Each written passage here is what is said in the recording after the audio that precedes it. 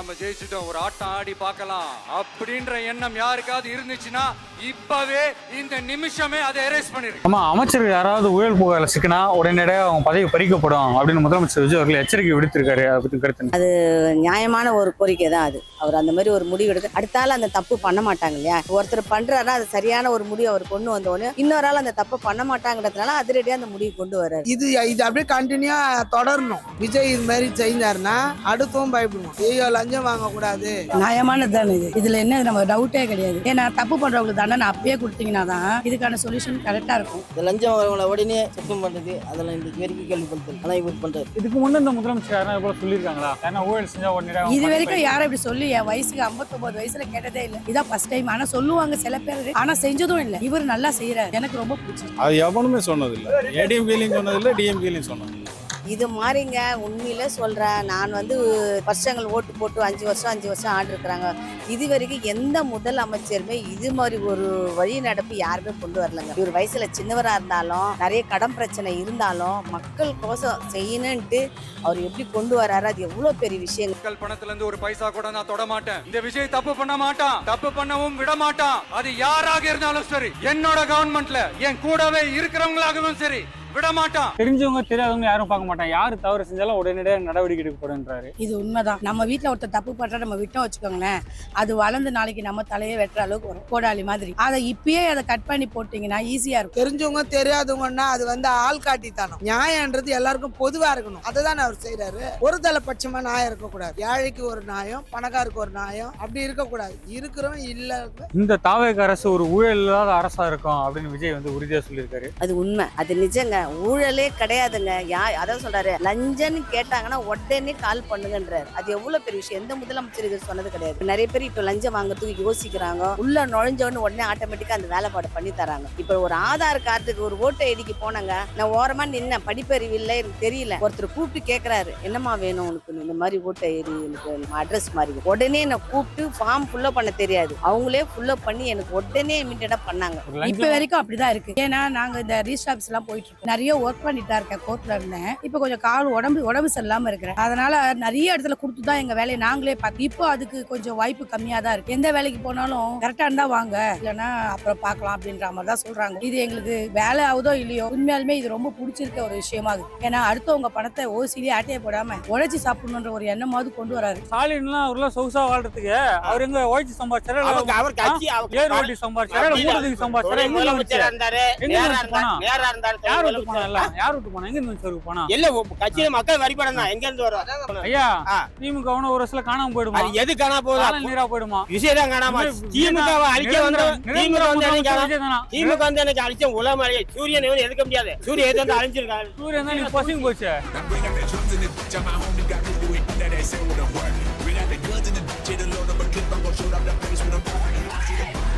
Credit card over ஜீவா multiple EMI stress. இனி ஒரே இஎம்ஐல ஈஸியா மேனேஜ் பண்ணலாம். Power of one EMI.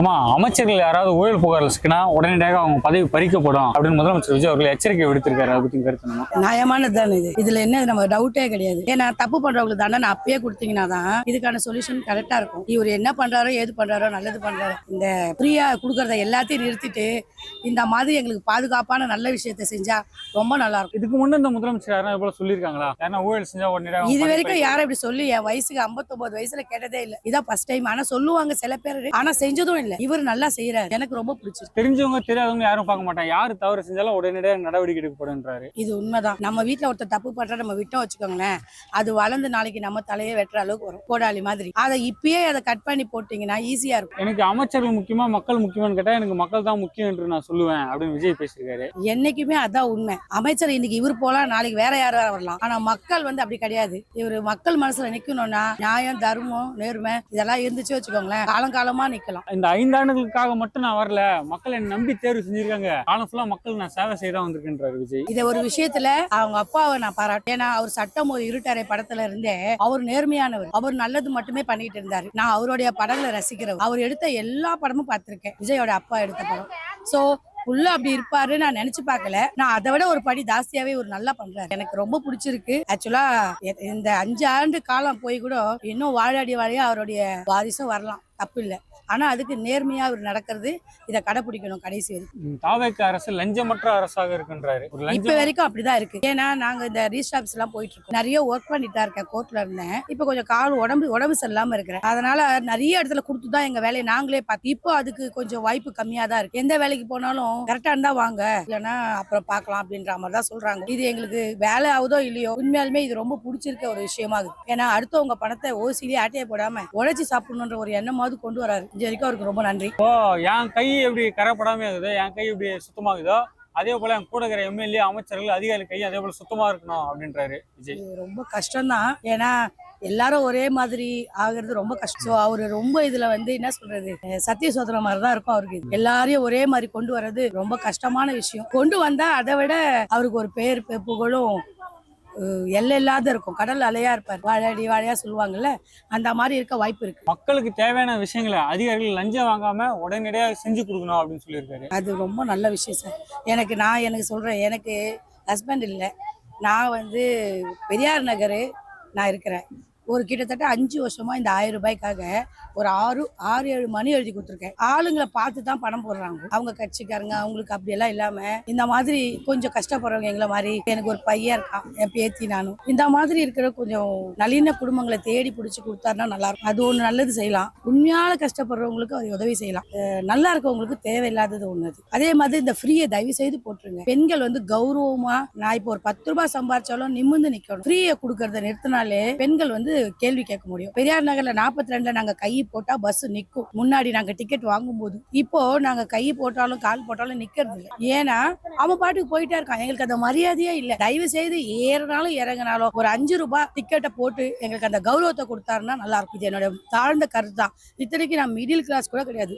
கீழே வாடகை 59 வருஷமா வாடகை கட்டி வாழற ஒரு பெண்மணி தான். அதுலயே தான் கஷ்டத்தை வாழறோம். இருந்தாலும் கௌரவத்தை எந்த காலத்திலயும் விட்டு கொடுக்க கூடாது. பெண்கள் ஃப்ரீயா கொடுக்குறாங்கன்னு பின்னாடி போக கூடாது. தனக்குன்னு ஒரு கௌரவத்தை பெண்கள் தக்க வச்சுக்கணும். அதிமுக திமுக ஆட்சியை கம்பேர் பண்ணும்போது விஜய் அவர்கள் ஆட்சி எப்படி இருக்கு? சூப்பரா இருக்கு. இதுல அளவே இல்லாம இருக்கு. எதிர்பார்க்காத ஒரு அளவு இல்லாத மகிழ்ச்சி. திடீர்னு ஒரு கடவுள் தோணுனா எப்படி இருக்கும், அந்த மாதிரிதான் இப்ப விஜய் நிறைய பேர் பாக்குறாங்க. யாரும் என்னென்ன சொல்லலாம். ஆனா எனக்கு இதுல இருக்கிறதுனால கொஞ்சம் ஊழல் குறைஞ்சிருக்கு. 2வது எல்லாம் வெளிச்சத்துக்கு வருது. கோயில் இருக்கிற இதெல்லாம் ரொம்ப அநியாயமா இருந்தது. அதுவும் கொஞ்சம் குறைஞ்சி வருது. மரியாதை இல்லாத பண்றது, தலைவருங்க ஓடுறது, முன்னாடி நாங்கெல்லாம் ஒரு 2-3 ஹவர் நிற்போம். அதெல்லாம் இல்லாம இன்னும் கொஞ்சம் கூட சமமா பண்ணலாம். ஒரே கியூ, பெருசு இல்லாம சிறுசு இல்லாம.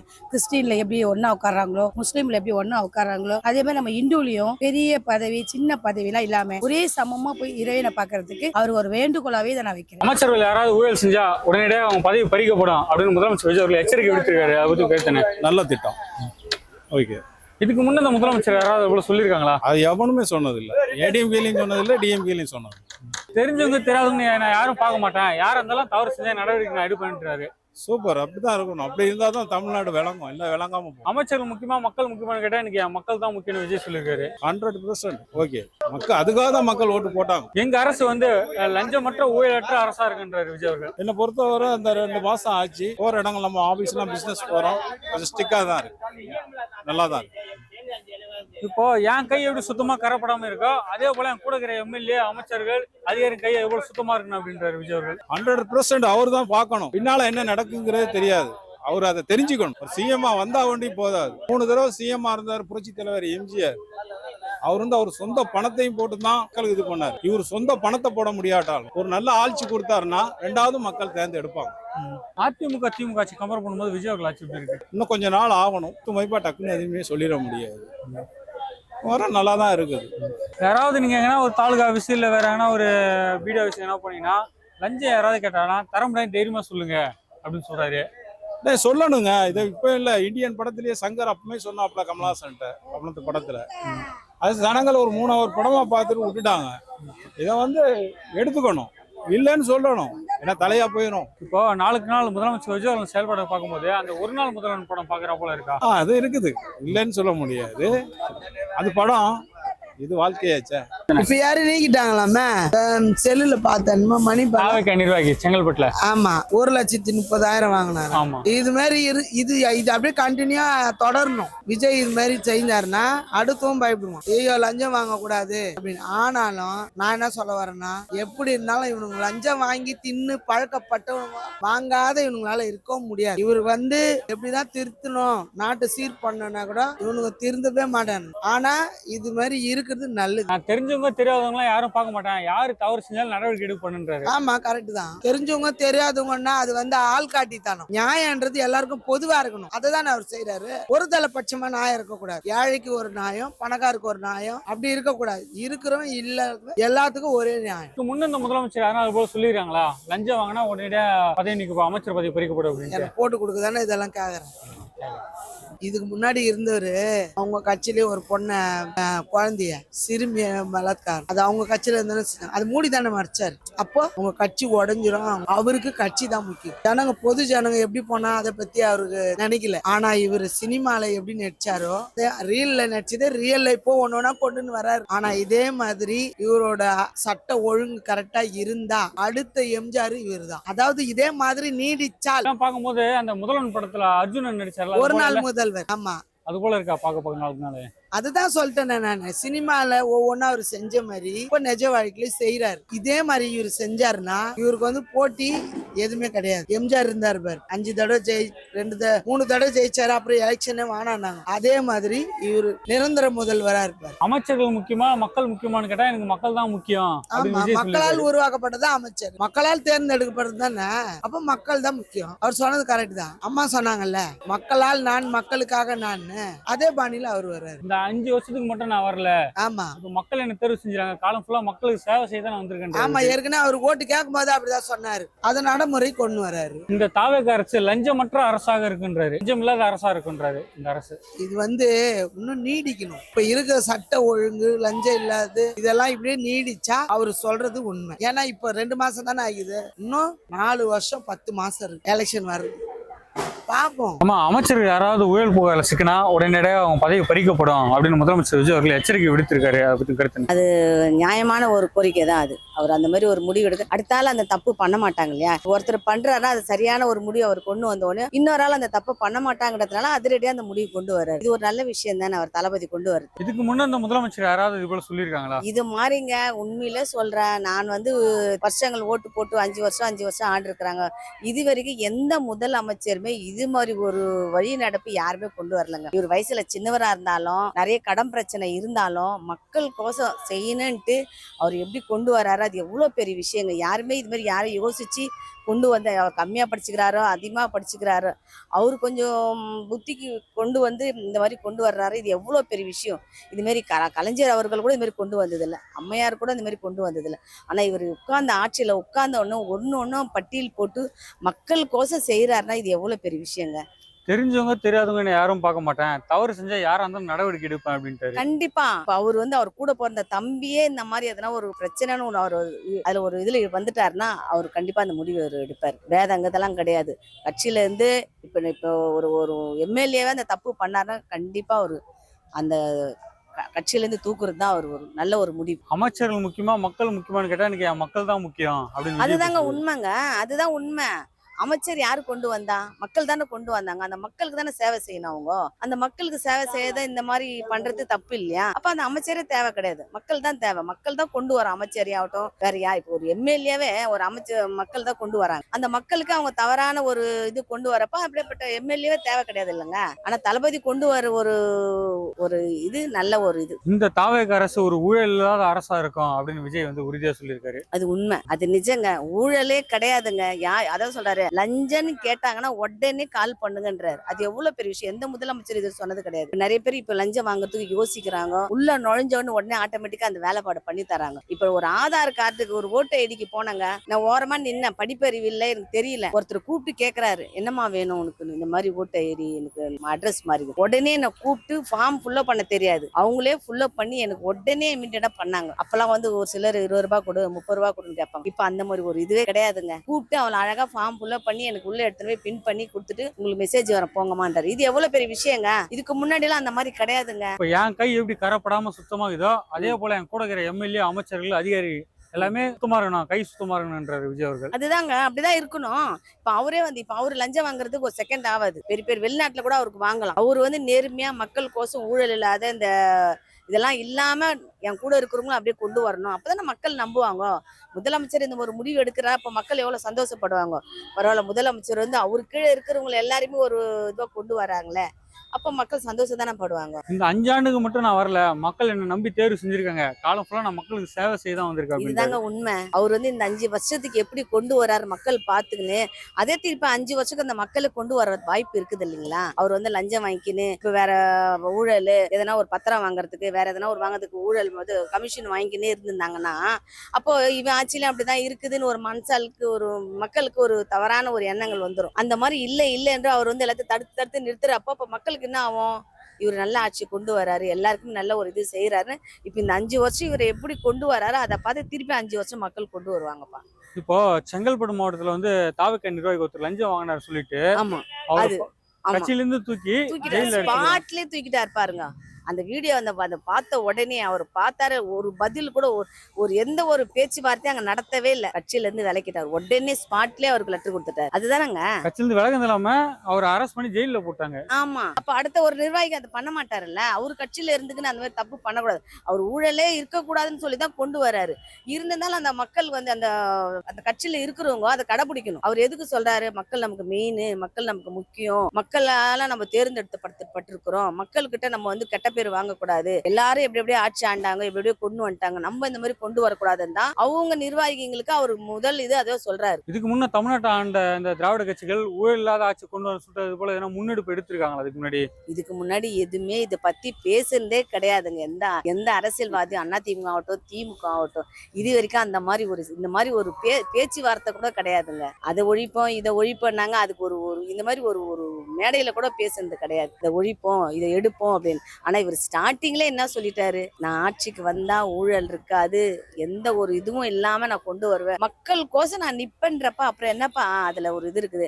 சரி, அவரு லஞ்சம் வாங்கி அவர் ஊழல் பண்ணி அவர் யாருக்குப்பா சொத்து சேர்த்து வைக்கணும்? அவருக்கு ஏகப்பட்ட இருக்குது. அவர் வேலை சாப்பிட்டாரா நிம்மதியா அழகா ரூம்ல போய் ரெஸ்ட் எடுத்துருவாரு. அவரு சொத்து சேர்க்கணும், அவரு எல்லாத்தையும் மக்கள் கிட்ட இருந்து புடுங்கணும்னு அவசியம் கிடையாது இல்லையா அவருக்கு. ஆனா திமுக காரங்க என்ன சொல்றாங்க, 6 மாசம் கூட இந்த ஆட்சி நீடிக்காது, மீண்டும் எலெக்ஷன் வந்தா நாங்க தான் முதலமைச்சர் எங்க மீண்டுமும் வரட்டங்க ஆட்சிக்கு, எலெக்ஷன் வைக்கிட்டங்க. அந்த வாட்டி இப்ப 7 தொகுதிக்கு 7 இதுக்கு சீட்டுக்கு இல்லாம அவசப்பட்டாரு. திருப்பி எலெக்ஷன் நீங்க 6 மாசத்துக்கு வச்சீங்கன்னா அந்த 7 எம்எல்ஏ கூட நாங்க தேட வேண்டிய வேலை கிடையாது. அவர் முதலமைச்சர் தளபதி அந்த 7 எம்எல்ஏ கூட தேட வேண்டிய வேலை கிடையாது. ஃபுல்லா மக்கள் போட்டு டோட்டலா போட்டு ஸ்ட்ரெயிட்டா உட்கார வச்சிருவாங்க. ஆனா எந்த நம்பிக்கையில சொல்றாங்க திமுக மீண்டும் இடைத்தேர்தல் வரும், இந்த ஆட்சி நீடிக்காது, கலைஞ்சிரும் அப்படின்ட்டு? அவங்க எதை வச்சு சொல்லின்னு வராங்கன்னு தெரியல. ஆனா மக்கள் வந்து ஸ்ட்ராங்கா இருக்கிறாங்க. அவங்க என்னதான் சொல்லிக்கின்னு வரட்டும். விஜய் ஆட்சிக்கு வரும்போது முன்னாள் முதல்வர் ஸ்டாலின் என்ன சொன்னாருன்னா, நாங்க 6 மாசம் இந்த ஆட்சி எதுவும் டிஸ்டர்ப் பண்ண மாட்டோம் அப்படின்னாரு. ஆனா இப்ப வந்து இந்த ஆட்சி கலைக்கு ஏன் அந்த அளவுக்கு துடிக்கிறாங்க? 6 மாசம்னாரு, 15 நாள்லயே அவர் லெட்டர் கொடுக்க ஆரம்பிச்சிட்டாரு. ஒரு வார்த்தை ஒரே வார்த்தையா இருக்கணும். இப்ப அவர் தளபதி எப்படி ஒரு வார்த்தை விட்டா அந்த வார்த்தையை கடைசி வரைக்கும் கடைபிடிக்கிறாரு. ஆனா நீங்க அதை கடைபிடிக்கிறீங்களா? நாங்க எந்த டிஸ்டர்பும் பண்ண மாட்டோம்னு சொல்லிட்டு 15 நாள்ல அவருக்கு லெட்டர் கொடுக்குறீங்க. ஏன் கொடுக்குறீங்க? நீங்க என்னதான் நீங்க 6 மாசம் நீங்க எங்களுக்கு டைம் கொடுத்தாலும், மறு எலெக்ஷன் வந்தாலும் அந்த 7 எம்எல்ஏக்கு தவிச்சார் பத்தியா, அந்த தவிப்பு அவருக்கு வராது. யாரு ஆட்சி பண்ணாலும் 5 வருஷத்துக்கு ஒரு வருஷம் கரெக்டா ஆட்சி பண்ணா அவங்க தொடர்ந்து அரசியல் பண்ணலாம். அந்த மாதிரி ஒரு அரசியல் பண்ணது புரட்சி தலைவர் எம்ஜிஆர். இன்னைக்கும் மக்கள் மனித நீங்காம மக்கள் மனித தொடர்ந்து நீடிக்கிறாரு. அது மாதிரி புரட்சி தலைவர் எம்ஜிஆர் மாதிரி எல்லாம் ஆட்சி பண்ணா அவர் நீடிப்பார் கண்டிப்பா. அவர் எந்த ஒரு சந்தேகம் இல்லை. மக்கள் வந்து நல்லா ஏத்துக்கணும், அதான் என்னோட குறிக்கோள். ஏழைங்களுக்கு எல்லாம் வீடு இல்லாதெல்லாம் ஒரு வீடு கட்டி தந்தா ஒரு சந்தோஷமா இருக்கும். அமைச்சர்கள் யாருன்னா ஊழல் புகார்ல சிக்கினா உடனடியாக அவங்க பதவி பறிக்கப்படும் அப்படின்னு முதலமைச்சர் விஜய் அவர்கள் எச்சரிக்கை விடுத்திருக்காரு. ஆமா, அது ரொம்ப சந்தோஷமான விஷயம் தான். அமைச்சர் கவர்மெண்ட் ஊழியர்களும் தவறு செய்தா உடனடியாக பணி நீக்கம் செய்து அதுக்கு வந்து ஒரு எண்ணம் ஒரு தமிழக அரசு உருவாக்கணும். நல்லா இருக்கும். எல்லா துறையிலும் தெரிஞ்சவங்க தெரியாதவங்க யாரும் பார்க்க மாட்டாங்க. யாரு தவறு செஞ்சாலும் நடவடிக்கை. ஆமா, ஒரு தவறு செய்தா தெரிஞ்சு செய்தா யாரா இருந்தாலும் தண்டிக்கப்பட வேணும். அது அரசு ஊழியர் இருந்தாலும் சரி, அதுக்கு வந்து பொதுமக்களுக்கு ஒரு வந்து தமிழக அரசு ஒரு எண்ணம் உருவாக்க வேண்டும். எனக்கு அமைச்சர்கள் முக்கியமா இல்ல மக்கள் முக்கியமா கேட்டா எனக்கு மக்கள் தான் முக்கியம் அப்படின்னு நான் சொல்லுவேன் அப்படின்ட்டு விஜய் சொல்லியிருக்காரு. அது சரியான ஒரு இது. எம்ஜிஆர் மாதிரி ஒரு நினைச்சு பார்க்க ஒரு சந்தோஷமா இருக்குது. கடைசி வரைக்கும் செயல்படுறதா சந்தோஷம் தான். அதே தவிர மாதிரி எங்க அமைச்சர் தவறு பண்ணாலும் சரி, கவர்மெண்ட் ஊழியர்கள் தவறு பண்ணாலும் சரி, உடனே நடவடிக்கை எடுக்கணும். சம்பந்தப்படாத ஒரு தவறு பண்ணி சில இடத்துல அடி வாங்குற ஒரு நிலைமை ஏற்படுத்தல, அதுக்கு ஒரு அவசர எண்ணு கவர்மெண்ட் வைக்கணும். தமிழக முதலமைச்சர் விஜய் அவர்கள் அதுக்கு நம்பர் கொடுத்துருக்காங்க. ஏன்னா லஞ்சம் வாங்கினா இந்த நம்பருக்கு லஞ்சம் இருந்தாலும் ஒரு சம்பந்தப்படாத சில பேர்லாம் அடிபடுறாங்கல்ல சில இடத்துல போய், அது உண்மை கண்டறிஞ்சா கடுமையான நடவடிக்கை எடுத்து உடனடியே பணி செய்யணும். கண்டிப்பா இந்த 5 ஆண்டுகளுக்கு மட்டும் நான் வரவில்லை, மக்களை நம்பி தேர்வு செஞ்சிருக்காங்க, காலம் ஃபுல்லா மக்களுக்கு சேவை செஞ்சு தான் நான் வந்திருக்கேன் அப்படின்னு முதலமைச்சர் விஜய் சொல்லியிருக்காரு. அதே எம்ஜிஆர் மாதிரி கரெக்டா ஒரு பாலோ பண்ணாருன்னா நிரந்தர முதலமைச்சர் தான். அது ஒரு எந்த ஒரு மாற்றம் இல்ல. எத்தனை வருஷம் வந்தாலும் எம்ஜிஆர் இப்படி நிலையா நிக்கிறாருல, அது மாதிரி நிலையா நிக்கணும்னா அவர் மக்கள் எல்லாமே ஓட்டு பார்த்தா தேர்ந்தெடுக்க முடியும். நம்ம வண்டி சொல்லி கிடையாது. தாவேக்கா அரசு லஞ்சமற்ற அரசாக இருக்குன்ட்டு விஜய் உறுதியா சொல்லியிருக்காரு. அது ரொம்ப சந்தோஷமான விஷயம் தானே. எந்த இடத்துல போனாலும் லஞ்சம், ஒரு கவர்மெண்ட் ஆஃபீஸில் போனாலும் அலைய விடுறது, ஒரு மனசனை மதிக்கிறது இல்ல, இதெல்லாம் எல்லாருமே தெரிஞ்ச விஷயம் தான். அது நேர்மையான ஆட்சி நடக்கணும், மக்கள் நல்லது செய்யணும். ஒரு பொய்யான கேஸ் எந்த துறையில இருந்தாலும் சரி போட்டாலும் 24 மணி நேரத்துல வேலையை விட்டு தூக்கிடணும். பொய் கேஸ் போட்டு அது நிரூபிக்கப்பட்டால், இதெல்லாம் என்னோட அனுபவத்துல சொல்ற வார்த்தை. இதுல தெரிஞ்சவங்க தெரியாதவங்க யாரும் பார்க்க மாட்டாங்க. தவறு நடவடிக்கை உடனே எடுக்கிறாப்பில்லையா, பார்த்து தெரியும். எனக்கு அமைச்சர்கள் முக்கியமா இல்ல மக்கள் முக்கியமா கேட்டா நான் மக்கள் தான் முக்கியம் சொல்லுவேன். மக்கள் தான் முக்கியம். அதனாலதான் இப்போ எம்ஜிஆர் மாதிரி அவரும் எம்ஜிஆர் மாதிரி தான் வருவார். நான் 5 ஆண்டுக்கு மட்டும் நான் வரவில்லை, மக்கள் என்ன நம்பி தேர்வு செஞ்சிருக்காங்க, காலம் ஃபுல்லா மக்களுக்கு சேவை செய்ய தான் நான் வந்திருக்கேன் அப்படின்னு சொல்லியிருக்காரு. படத்தை நடிக்கிறது விட்டு வந்துக்கிறாரு அப்படின்னா நீங்க புரிஞ்சுக்கணும்ல. ஓடி ஓடி அதுல வருது, அதே விட்டு மக்களுக்கு சேவை செய்ய வந்துக்கிறாரு. என்ன பண்ணலாம், அவருக்கு தான் எல்லாமே அவர் தான். நான் எப்படி இருக்கணும் சுத்தமா, அதே போல அதிகாரிகளும் சுத்தமா இருக்கணும், எல்லாத்துலயும் கை சுத்தமா இருக்கணும் அப்படின்னு. அதுதான் அது கொஞ்சம் கொஞ்சமா தான் வராது. இப்போ யாரை என்ன பண்றாங்களோ அப்பதான் தெரியுது. கண்டிப்பா இப்ப நல்லது பண்ணிடுவாரு. இதுக்கு முன்ன இந்த முதலமைச்சர் சொல்லிருக்காங்களா? யாரும் இது மாதிரி பண்ணதில்லை. எடுத்த உடனே இது மாரி எல்லாரையும் இந்த லஞ்சம் வரவங்களை உடனே சத்தம் பண்றது, அதெல்லாம் இது வரைக்கும் கேள்விப்படுத்தல். ஆனா இவர் பண்றாரு. அவர் பருகி பெறாதன்னா விஜய் மாதிரி யாரும் செய்ய மாட்டாங்க. சின்னதுல இருந்த படத்துல சரி, பேச்சுல சரி, அவர் செயல சரி, நடவடிக்கையில சரி, அவர் எல்லாத்துலயும் நல்லதும் செய்யறாரு. அதனால கடைசி வரைக்கும் எல்லாமே அவர் நல்லா செய்வாருன்னு எங்களுக்கு ஒரு நம்பிக்கை இருக்குது. பஸ் மட்டும் ஃப்ரீ டிக்கெட்டு வேண்டாம், அது மட்டும் எங்களுக்கு வேண்டாம். ஏன்னா பஸ் நிறுத்த மாட்டேன்றாங்க. ஃப்ரீயா இட்டுன்னு போறதுனால எங்களுக்கு கேவலமா நினைக்கிறாங்க. உண்மை அதுதான். நான் எங்களுக்கு ஒரு இடத்துக்கு போனேன்னாக்கா அதான் ஓடிடுறோம், அங்கேருந்து ஓடிடுறோம். பஸ் நிறுத்தினா டக்கு நிறுத்துறா, கதவு சாத்துறேன். 3 வாட்டி நானே வண்டியில மாட்டிக்கினேன், பஸ்ல கத்துனேன். இப்போ இதுக்கு முன்ன இந்த முதலமைச்சர் எவ்வளவு சொல்லிக்கிறாங்களா, ஊழல் செஞ்சா உன்னிடையே உங்க பதவி பறிக்கப்படும் அப்படின்ட்டு? சொல்லவே இல்லையே, சொல்லலையே. இப்போ அந்த அர்ஜுன் நடிச்சார்ல ஒரு படம், ஒரு நாள் முதல்வன் படம், இப்ப அந்த படம் பாக்குற போல இருக்கு ஒரு நாள் உங்களுக்கு. ஆமா ஆமா, அவரு எப்படி செய்யறாரோ அதே மாதிரி இவரு செய்யறாரு, விஜய் செய்யறாரு. விஜய் என்ன சொல்றாருன்னா, யாரு தெரிஞ்சவங்க தெரியாதவங்க என்ன யாரும் பார்க்க மாட்டேன், யாரு தவறு செஞ்சாலும் உடனடியாக நடவடிக்கை பண்றாரு. அது தவறு, உண்மை அதே தானே, உண்மை அதே தான். விஜய் சொல்றது கரெக்ட் தான், 100% உண்மைதான் அதெல்லாம். ஆனா மத்தவங்க எல்லாம் எல்லாம் ஏமாத்துறது, லஞ்சம் கொடுக்கறது, இந்த மாதிரி பண்ணிட்டு அவங்க சம்பாதிக்கிறாங்க, அவங்க சாப்பிட்றாங்க தவிர மக்களை நினச்சி பார்க்க மாட்டேன்றாங்க. அந்த நேரத்துக்கு நாங்கள் அதை செய்கிறோம் இதை செய்கிறோம் அப்படின்னு சொல்கிறாங்க தவிர வேற எதுவுமே அவங்க செய்ய மாட்டேன்றாங்க. ஏன் நானும் இந்த 1000 ரூபாய்க்கு அட்டைக்கு எழுதி 4 வாட்டி 5 வாட்டி எழுதி போட்டேன், இன்னும் இது வரைக்கும் 1 ரூபாய் கூட எனக்கு வரல. நானும் கஷ்டப்படுறேன், பூ வியாபாரம் பண்ணுறேன். இன்னைக்கு நேரத்தில் 30 வருஷமா நான் கஷ்டப்படுறேன். எனக்கு 3 பசங்க இருக்குது, எங்க வீட்டுக்காரும் இல்லை. அதனால நான் ரொம்ப அமைச்சர்கள் முக்கியமா மக்கள் முக்கியமானு கேட்டா எனக்கு மக்கள் தான் முக்கியம் அப்படின்னு விஜய் சொல்லியிருக்காரு. அதை பத்தி அது உண்மைதான், மக்கள் தான் முக்கியம். அவரு தலைவியா இருந்து அவருக்கு தான் பெருமை தவிர, அதனால மக்கள் தான் முக்கியம்னு விஜய் சொல்றது உண்மைதான். எங்க அரசு லஞ்சமற்ற ஒரு அரசா இருக்குன்றாரு, லஞ்சம் வாங்காத அரசா இருக்குன்றாரு எங்க அரசு. ஆமா, லஞ்சம் வாங்கி ஜனங்க நிறைய பேர் ஏமாத்துறாங்க. 10 வாட்டி சுத்த வைக்கிறாங்க, எங்களை எதுவுமே செய்ய மாட்டேன்றாங்க. இன்னைக்கு போய் நாளைக்கு வாமான்றாங்க. நாங்க எத்தனை வாட்டி தான் சுத்துறது, காசும் வாங்குறாங்க, எதையும் செய்யவும் மாட்டேன்றாங்க. அப்போ எங்களுக்கு எவ்வளோ கஷ்டமா இருக்கும். ஒரு வேலைக்கு போயிட்டு லீவ் போட்டு நாங்கள் 10 வாட்டி ஒரு ஆஃபீஸுக்கு சுற்றுறோன்னாக்கா அப்போ எங்கள் பொழப்பு போதில்லை எங்களுக்கு. ஆக்சுவலாக படம் பார்க்குற மாதிரி இல்லை சார், ஒரு நல்லவர் வந்திருக்காருன்னு தோணுது. சரியா, அதை படத்தை வச்செல்லாம் அவர் கம்பேர் பண்ண முடியாது. ஏன்னா அவர் நேச்சுரலாக இருக்க மாதிரி தோணுது. ஏன்னா ஒரு நல்லவங்களை பார்க்கும்போது நம்ம இது வரைக்கும் சுயநலமாகவே பார்த்து வாழ்ந்துருக்கோம் எல்லாரையும். இப்போ திடீர்னு ஒரு புதுசாக ஒரு நல்லவரை பார்க்கும்போது நம்ம முதலோட கம்பேர் பண்ணுறோம் இந்த படத்தோட. இல்லை, இது நேச்சுரல்னு நினைக்கிறேன். ஏன்னா அவர் நிறைய விஷயத்த சொல்லியிருக்காரு. நான் இப்படிதான், என் கேரக்டர் இப்படிதான், அப்படின்னு நிறைய வாட்டி சொல்றாரு அவரு. அதே மாதிரி எல்லாத்தையும் எதிர்த்து கேளுங்கன்னு சொல்றாரு எல்லாரையுமே. எனக்கு இது பிடிச்சிருக்கு, இது சினிமா பாக்குற மாதிரிலாம் இல்ல, அவருடைய நேச்சுரல் இதா இருக்கா மாதிரி தோணுது. அவர் அதுவும் சொல்லியிருக்காரு, யாராவது உங்ககிட்ட லஞ்சம் கேட்டா கொடுக்க முடியாது தைரியமா சொல்லுங்க அப்படின்றாரு விஜய். அது நம்மளும் அது நியாயமான விஷயம் தானே சார். இதை யார் வளர்க்கறது? இப்போ நம்ம எல்லாத்துக்கும் அவர் வந்து நிக்க முடியாது சார். ஒவ்வொரு முதல்வரா இருக்கணும், ஒவ்வொரு பசங்களும் சரி, ஒரு பெண்ணும் சரி, ஆணும் சரி, ஒவ்வொருத்தரும் கொடுக்கறதுனால தானே சார் வளருது. அந்த கொடுக்கறத ஸ்டாப் பண்ணி, இப்ப நான் சொல்றேனே சார், நிறைய இடத்துல கொடுத்தோம் ரிஷாப்ஸ்லாம். இப்போ வந்து வேணாம் போது நம்ம அதை ஸ்டாப் பண்ணிட்டு அதுக்கான டைம் கொடுத்து அதுக்கான வேலையை நம்ம பொறுமையா பார்த்துக்கணும் அப்படின்ற முடிவுக்கு நம்ம வரணும் சார். திருப்பி அதை வளர்க்கக்கூடாது. எனக்கு தெரிஞ்சு இதை கட் பண்றது அவர் நல்லது, அதை நம்ம ஃபாலோ பண்றதும் நமக்கு நல்லது. ஸ்டாலின் கடை இருக்கிறனால அதே பார்த்தவங்க அடுத்து கடை வரும். அவர் அல்வா ஸ்டாலின் எத்தனை மேம்பாலம் மட்டும் ஏசி வண்டி டிஎல்சி வண்டி எவ்வளவு வண்டி மக்களுக்கு ஃப்ரீயா விட்டு கடை அன்னைக்கு இந்த இது வண்டி ஃப்ரீயா விட்டா 10 வருஷம் 10 லட்சம் கோடி சாரா கடை வரும். அடுத்து கடை தான் வரும். பஸ் ஃப்ரீயா விட்டா கடை பஸ் கடை இலவசம் விட்டால இப்ப பஸ் ஸ்டாலின் விட்டா மாத்தணும், அதை அப்படியே விட்டாரு. அவர் விட்ட வண்டி விடியல் பார்த்து அப்படியே விட்டுருக்க. அப்ப நீ எதுக்கு முதலமைச்சர்? பெண்களுக்கு சுலபமா நீ வேற மாதிரி மாத்தி விட வேண்டிய, புது வண்டியை விட்டு விட வேண்டிய, அதை விட்டு அப்படியே விட்டா என்ன அர்த்தம்? உங்க என்ன நான் செஞ்சு நீங்க விட்டா அந்த பச பிரியாட்ட கடன் தான் வரும். யாரு வந்தாலும் பச பிரியா கடன் ஐயா. அவன் எந்த கொம்பு வந்தாலும் கடன் தான். பச பிரியா விட்டா கடன் தான். பிரியா கொஞ்சம் சிரமமா இருக்கும். சிரமமா இருக்கும்னு அவங்க உழைக்காங்களா துட்டு கொடுத்து போட்டோம். சிரமமா இருக்கும்னு ஆம்பளை எல்லாம் கொடுத்துப்பா, பொம்பளை ஒரு ரூபா இல்லாம ஆம்பளை நட்டம் பண்ணி பொம்பளை லேசிய கொண்டு பஸ்ல போனா நம்ம நட்டம் பண்ணிக்கணும். அப்போ அது கொடுக்காங்க, ஒயின் ஷாப்ல கொடுக்காங்க. பெண்கள் என்ன பண்ணுவாங்க? அப்படி செஞ்சா சாலி பிரியா விட்டா 5 வருஷம் 1 ரூபா இல்லாம ஓட்டு சாலி விட்டு நன்றி இல்ல. பொம்பளை அறிவியல் அப்படி விசை போட்டா 5 சாலம் பிரியா விட்டா விசை விடல. அந்த கையில சாலி விடியல் பேர் லட்சக்கணா வண்டி புது வண்டி டேப்போட இருந்தாரு. நன்றி இல்ல பொம்பளைக்கு 5 பிரியா விசை போட்டிருக்க. விசையா விட்டு 5 பிரியா டிக்கெட் 1 ரூபா கேட்க கண்ட்ரைட்டு. அவர் நல்ல செஞ்சாரு, நல்லவங்க காலம் இல்ல. பிறனே உலகம் அது 5 பிரியா 1 ரூபா 50 ரூபா ஒரு வருஷத்துக்கு மாசம் 1500 10 15,000 எவ்வளவு ரூபா செஞ்சாரு. 3000 வெறும் 5000 லேடிஸுக்கு ரொம்ப செஞ்சாரு சத்தியமா. அது பொம்பளை தான் நன்றி இல்லையா? பொம்பளை நம்பி ஒரு 7 கப்பல இழந்திருக்கா. 7 கப்பல நல்லா பொம்பளை நம்ப முடியாது. நல்லா மீசாக்குல போயிடும். நாய்க்கு வாங்கி போடுங்க கிட்ட வரும் ஓடியாரும். பொம்பளை நம்ப முடியாது. நல்லா பொம்பளை நம்ப முடியாது சத்தியமா சொல்ல. பொம்பளை கட்டு போய் 7 கப்பல விட்டுருக்கான புக்கல. பொம்பளை நம்பி 7 கப்பல பொம்பளை எல்லாம் விட்டானா. அது எல்லாம் தெரியும், படிச்சான்னு தெரியும். பொம்பளை நம்ம நடிச்சா இருப்பா. சிவாஜி படத்துக்கா பெண்கள் காடு பித்தனாய் கலைய சிவாஜி படத்துல படிச்சா. சபாசமா இல்ல நம்ம யாரை இலவசம் இவர் விட்டு நல்லா செஞ்சார். நல்ல காலம் இல்லாம போச்சு. ஐயா செயல கட்டியாரு. ஏன்னா அரிசியை பிரியா போட்டா பச விடல. 1 ரூபா அரிசின்னு போட்டா அதை பிரியா போட்டு பசிக்கு 30 50 ரூபா 1000 ரூபாய் ஏத்திட்டு அரிசி 1 ரூபா விலையில அரிசி போட்டா சரியில்ல. ஒரு கண் தண்ணி 20 ரூபா 7 ரூபாய் அம்மா தான் பச்சை வித்தா சரி. கட்சிகள் கூட இந்த பக்கம் வந்துட்டாங்க.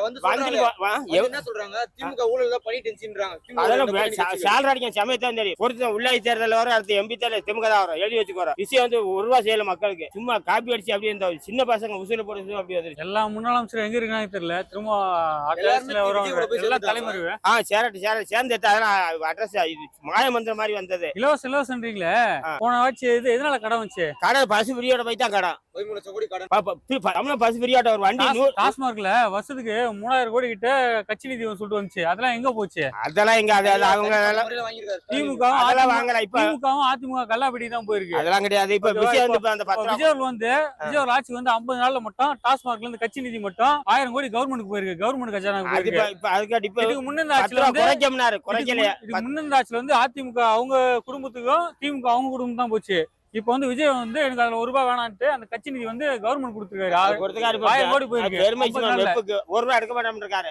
அது போய் சேலி அப்படிதான் சொன்னா. நான் மக்களுக்கு 1 ரூபாய்க்கு மாசம் 1 ரூபாய் சம்பளம் போதும்னா 60 ரூபாய் சம்பளம் 60 சொத்தா சான்மை நிறுத்தி உள்ள திமுக 5 வருஷம் ஆட்சியில இருந்து நீங்க என்ன டெவலப் பண்ணீங்க? திமுக அன்னைக்கு மேம்பாலம் மட்டும் எதிர்த்தா போக்குவரத்துல பஸ் மேம்பாலத்துல எவ்வளவு கொள்ளச்சாங்க தெரியுமா? கொள்ளடிச்சு செஞ்சாங்க. அப்படி ஏசி வண்டி சென்னையில வந்து சென்னையில மேம்பாலம் கட்ட டபுள் நிதி போட்டிருக்காங்க. ஓகேவா? இந்த கிண்டி பாலம்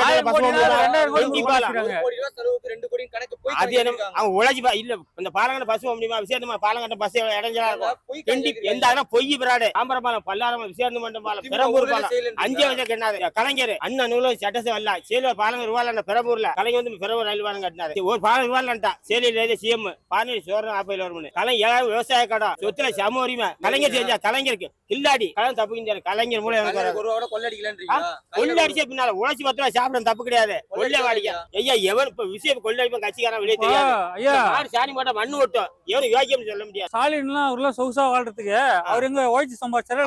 அவர் கட்சி ஓட்டி சம்பாதிச்சாரு. ஊட்டத்துக்கு சம்பாதிச்சாரு. முதலமைச்சரா இருந்தாரு. நேரா இருந்தாரு. யார் விட்டு போனா? எல்லாம் யார் விட்டு போனா? எங்க இருந்து போனா? இல்ல கட்சியில மக்கள் வரிபடம் தான். எங்க இருந்து வரும்? மக்கள் மக்கள் மக்களுக்கு டிஷர்ட் 100 ரூபாய் ஃப்ரீயா விட்டார். லேடிஸுக்கு வண்டி அது கஷ்டம் தானே. 2 லட்சம் அவர் கார் வச்சிருக்க கார் 10 கோடி அது இருக்கு. அப்ப சேலி கொண்டா 950 800 ஏக்கர் அது ஆர்த்து விட்டு மக்கள் விட்டு தானே. ஜெயலலிதா வேணாம் ஸ்டாலின் வேணாம்னு சொல்லி நாங்க விஜய் கொண்டு வந்தோம். சரி கொண்டாங்க, அடுத்து வந்து ஆட்சி மாறும். இப்ப விஷயம் எப்படி வர போறது இல்ல, பொறுத்திருந்து பாருங்க. இப்ப ஒரு நிமிஷம் போயிடுமா விஷயம் என்ன சொன்னாரு, ஆட்சியில திமுக பெண்கள் பாதுகாப்பு இல்லைனாரு. இப்ப ஒன்றை பார்த்தே விஷயம் ஆச்சு, எத்தனை கொள்ள கருப்பட்டு நடக்க பார்த்தே விஷயம் பறி சொல்லி ஆகணும். ஐயா திமுக ஒரு வருஷத்துல காணாம போயிடுமா? அது எது காணாம போகுது, நீரா போயிடுமா? விஷயம் தான் காணாம. திமுக அழிக்க வந்த திமுக வந்து எனக்கு அழிச்ச உலகம் அழிய சூரியன் எடுக்க முடியாது. சூரியன் எது அழிஞ்சிருக்காரு. சூரியன் தான் நீ பசிங்க போச்சு. சூரியன் மறைக்க முடியாது. இந்தியா உலகம் மறைஞ்சிருச்சு. ஆர்மி தான் இப்ப மறையாது. இப்போ மார்க்கெட் கேட்ட கலைஞர் பஸ் ஸ்டாண்டு எல்லாம் கலைஞர் யாரு சொல்றதுக்காக அங்க போன கிளாம்பகத்துல அது எடப்பாடி வாங்க அடிக்கல் எடப்பாடி அடிக்கல் திறந்து 3 வேலை திறந்து வச்சாரு. இவங்க ஆட்சியில தான் நடந்தது. யார் ஆட்சியில? திமுக ஆட்சியில.